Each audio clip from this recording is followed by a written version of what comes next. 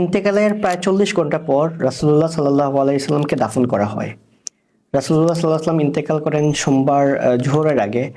আমরা যদি টাইম হিসাবে বলি আনুমানিক সকাল 10টা-11টা এরকম।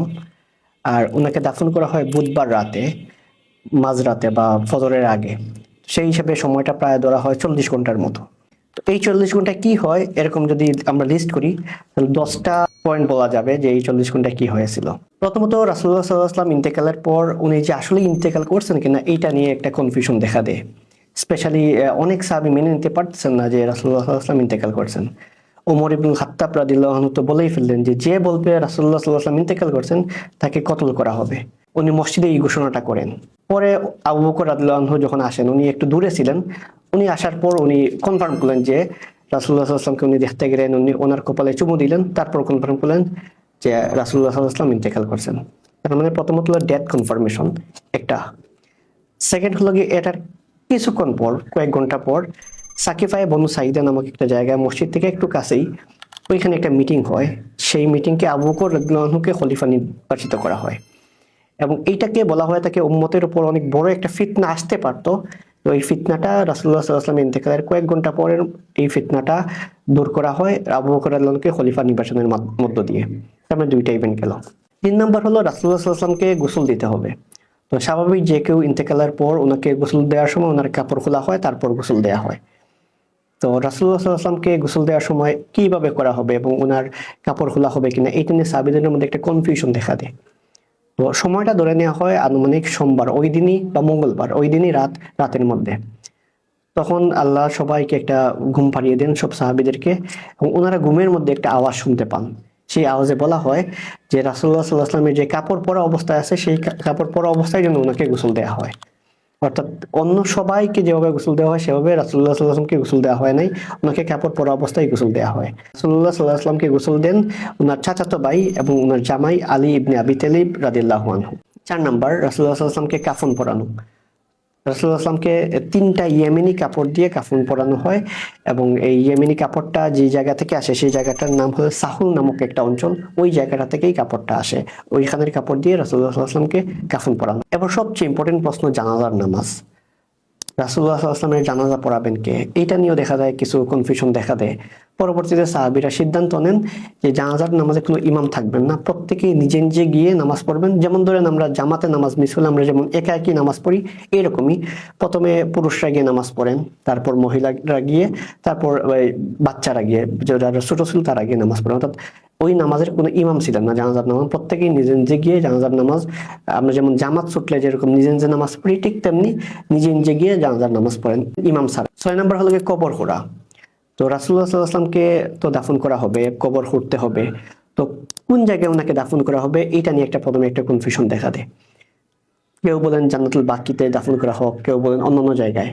তখন আবু বকর রাদিয়াল্লাহু আনহু বললেন যে, উনি একটা হাদিসের উদ্ধৃতি দিলেন যে রাসূলুল্লাহ সাল্লাল্লাহু আলাইহি ওয়াসাল্লাম বলছেন যে নবীরা যেই জায়গায় ইন্তেকাল করেন সেখানেই তাদেরকে দাফন করা হয়। এর ফলে রাসূলুল্লাহ সাল্লাল্লাহু আলাইহি ওয়াসাল্লাম যেখানে ইন্তেকাল করেন অর্থাৎ আয়েশা রাদিয়াল্লাহু আনহার ঘর, সেই জায়গায় রাসূলুল্লাহ সাল্লাল্লাহু আলাইহি ওয়াসাল্লামকে দাফন করা হয়।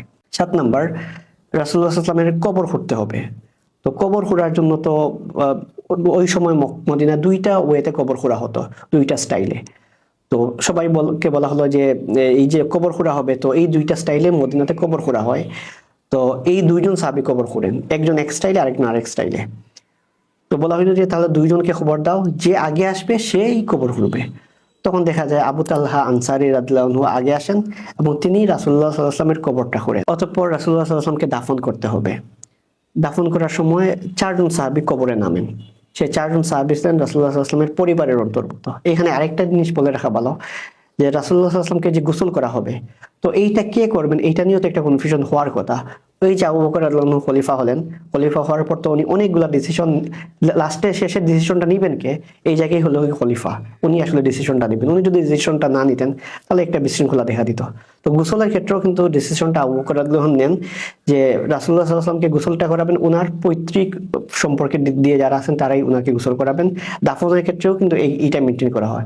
নতুবা দেখা যেত সবাই তো রাসূলুল্লাহ সাল্লাল্লাহু আলাইহি ওয়াসাল্লামের ক্লোজ, কে গোসল করাবে এটা নিয়ে আবার কনফিউশন দেখা দিত, কে কবরে নামাবেন এটা নিয়েও কনফিউশন দেখা দিত। তো ওই জায়গায় আবু বকর রাদিয়াল্লাহু আনহু একটা স্ট্যান্ডার্ড সেট করে দেন। সেই স্ট্যান্ডার্ড অনুযায়ী দেখা যায় আলী রাদিয়াল্লাহু আনহু গোসল করান এবং উনি ওনাকে কবরে দাফন করেন। সেই চারজন ছিলেন একজন আলী রাদিয়াল্লাহু আনহু, একজন আব্বাস রাদিয়াল্লাহু আনহু, একজন ফদল ইবনে আব্বাস রাদিয়াল্লাহু আনহু, সালিহ রাদিয়াল্লাহু আনহু, উনি ছিলেন রাসূলুল্লাহ সাল্লাল্লাহু আলাইহি ওয়াসাল্লামের গোলাম, ওনার আজাদকৃত দাস। এই চারজন মিলে রাসূলুল্লাহ সাল্লাল্লাহু আলাইহি ওয়াসাল্লামকে কবরে দাফন করেন। 9 নাম্বার, রাসূলুল্লাহ সাল্লাল্লাহু আলাইহি ওয়াসাল্লামকে কবরে দাফন করা হলো, রওজায় দাফন করা হলো। তো সর্বশেষ কোন ব্যক্তি রাসূলুল্লাহ সাল্লাল্লাহু আলাইহি ওয়াসাল্লামকে টাচ করেন, সাহাবীদের মধ্যে মানে সবচেয়ে লাস্টে কে টাচ করেন? এটা আমাদের মনে হতে পারে ঠিক আছে কেউ ক্যাজুয়ালি হয়তো বা টাচ করছেন, না, একজন সাহাবী জেনে বুঝেই এটা উনি স্মরণীয় হয়ে থাকতে চান যে আমি রাসূলুল্লাহ সাল্লাল্লাহু আলাইহি ওয়াসাল্লামকে দুনিয়ার বুকে সর্বশেষ টাচ করছি। তো ওনার নাম ছিল মুগিরা ইবনে শুবা রাদিয়াল্লাহু আনহু। উনি কিভাবে রাসূলুল্লাহ সাল্লাল্লাহু আলাইহি ওয়াসাল্লামকে টাচ করেন এই রিলেটেড দুইটা বর্ণনা পাওয়া যায়। একটা বর্ণনায় দেখা যায় উনি কবরে যখন মাটি দেওয়া হয় নাই তখন উনি কবরে নামার পর বলছেন মাটি দাও, তখন ওনার উপরেই মাটি দেওয়া হয় এবং ওনার পা পর্যন্ত যখন মাটিতে পড়ে যায় তখন উনি উপরে উঠে আসেন এবং তার সেই হিসাবে বলা হয় উনি আসলে সর্বশেষ রাসূলুল্লাহ সাল্লাল্লাহু আলাইহি ওয়াসাল্লামকে টাচ করেন। আরেকটা ঘটনা পাওয়া যায় যে সবাই যখন কবরে থেকে উঠে পড়ে তখন উনি ওনার আংটিটা রাসূলুল্লাহ সাল্লাল্লাহু আলাইহি ওয়াসাল্লামের কবরে ফেলে দেন। তো ফেলে দেওয়ার পর যখন সবাই মাটি দিবে তখন বলতেছেন যে দাঁড়া দাঁড়া আমার আংটিটা তো পড়ে গেছে রাসূলুল্লাহ সাল্লাল্লাহু আলাইহি ওয়াসাল্লামের কবরে। তখন উনি আবার কবরে নামেন, নামার পর সেই আংটিটা তুলেন, রাসূলুল্লাহ সাল্লাল্লাহু আলাইহি ওয়াসাল্লামকে টাচ করে আসেন এবং এইভাবে উনি এটা নিয়ে খুবই গর্ববোধ করতেন যে সবার মধ্যে আমি সর্বশেষ রাসূলুল্লাহ সাল্লাল্লাহু আলাইহি ওয়াসাল্লামকে টাচ করে আসছি। 10 নাম্বার, রাসূলুল্লাহ সাল্লাল্লাহু আলাইহি ওয়াসাল্লামকে দাফন করা হলো, সব সাহাবী উঠে আসলেন এবং বলা হয় থাকে সাহাবীরা বলছেন ওনাদের জীবনে সবচেয়ে কষ্টের দিনটা ছিল ওই দিনটা, যে দিন রাসূলুল্লাহ সাল্লাল্লাহু আলাইহি ওয়াসাল্লামকে দাফন করা হয় এবং ওই দিন ওনারা আসলে কিছুই করতে পারতেছিলেন না, যে এত মন খারাপ তাদের সবচেয়ে প্রিয় মানুষকে দাফন করে আসেন এবং যেই মানুষকে টাচ করতে পর্যন্ত তাদের সমীহ করতেন যে ওনাকে টাচ করব, ওইটাও চিন্তা করতে পারতেন না, সেই মানুষের উপর তারা মাটি ফেলেন, তাকে দাফন করে আসেন।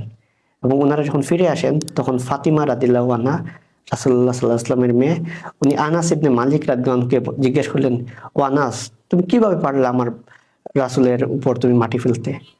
এত ইমোশনালি ওনারা রিয়াক্ট করেন, কিভাবে পারলা আমার রাসূলের উপর তোমরা মাটি ফেলতে? এখানে আরেকটা ঘটনা আছে, সেটা হলো আয়েশা রাদিয়াল্লাহু আনহা উনি একবার স্বপ্ন দেখেন।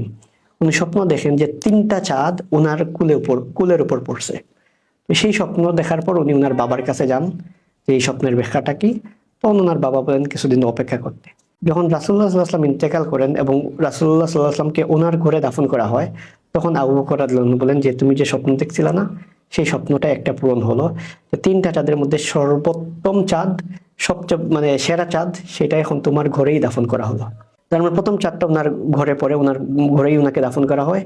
সেকেন্ড হলো ওনার বাবা এবং উমর ইবনে খাত্তাব, ইসলামের প্রথম 2 খলিফাকেই আয়েশা রাদিয়াল্লাহু আনহার ঘরে দাফন করা হয়।